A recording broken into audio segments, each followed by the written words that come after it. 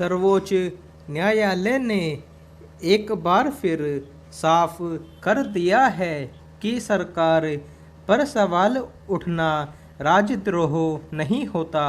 हर पत्रकार को इस मामले में संरक्षण प्राप्त है। देखना है इसे सरकारें कहां तक समझ पाती हैं। अदालत का ताज़ा फैसला पत्रकार विनोद दुआ को लेकर आया है। गौरतलब है कि विनोद दुआ ने दिल्ली दंगों को लेकर अपने एक यूट्यूब कार्यक्रम में केंद्र सरकार को कुछ असहज करने वाले सवाल उठाए थे। उसे लेकर हिमाचल प्रदेश के एक भाजपा कार्यकर्ता ने उनके खिलाफ स्थानीय थाने में विभिन्न धाराओं के तहत प्राथमिकी दर्ज करा दी थी। उस कार्यकर्ता का आरोप था कि दुआ ने अपने कार्यक्रम के जरिए लोगों को उपद्रव के लिए उकसाने, प्रधानमंत्री की मानहानि करने, झूठी खबर फैलाने और राजद्रोह का प्रयास किया है। उस प्राथमिकी के खिलाफ दुआ ने सर्वोच्च न्यायालय में गुहार लगाई और अदालत ने हिमाचल प्रदेश पुलिस के उनसे किसी तरह के पूरक प्रश्न करने और अगले आदेश तक उनके खिलाफ किसी भी तरह की कार्रवाई पर रोक लगा दी थी। अब अदालत ने उन्हें दोष मुक्त करार दे दिया है। साथ ही टिप्पणी की है कि सरकारों के खिलाफ असहमति को लेकर पत्रकारों को संरक्षण प्राप्त है। हालांकि विनोद दुआ का मामला कोई नया या अकेला नहीं है। पत्रकारों के सवालों और टिप्पणियों से सरकारें पहले भी आहत होती और उनके खिलाफ बदले की भावना से कार्रवाई करने का प्रयास करती देखी जाती रही हैं।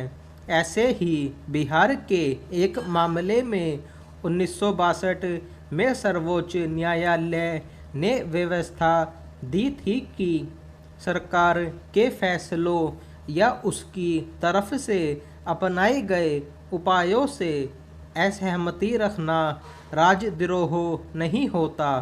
इसके लिए पत्रकारों को संरक्षण प्राप्त होना चाहिए, मगर अदालतों के निर्देशों या आदेशों को सरकारें भला कहां तक मानती और याद रखती हैं।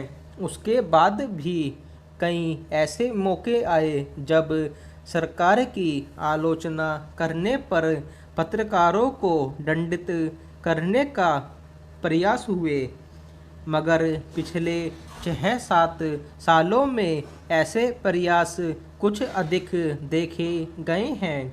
सरकार के विरुद्ध बोलने या लिखने पर कई पत्रकारों के खिलाफ मुकदमे दर्ज कराए गए, कई को जेल भी जाना पड़ा। कई पत्रकारों को सीधे दंडित न करके परोक्ष रूप से किया गया। इसे लेकर बहस शुरू हो गई कि राजद्रोह या देशद्रोह के दायरे में कौन सी बातें आती हैं। जिन पत्रकारों को मुख्य धारा मीडिया में जगह मिलनी बंद हो गई, वे सोशल मीडिया मंचों, यूट्यूब चैनलों आदि के माध्यम से अपने बेबाक विचार प्रकट करने लगे, मगर ये मंच भी सरकार को खटकने लगे तो उन पर लगाम कसने के लिए नया कानून बना दिया। अब वह कानून भी बहस के केंद्र में है।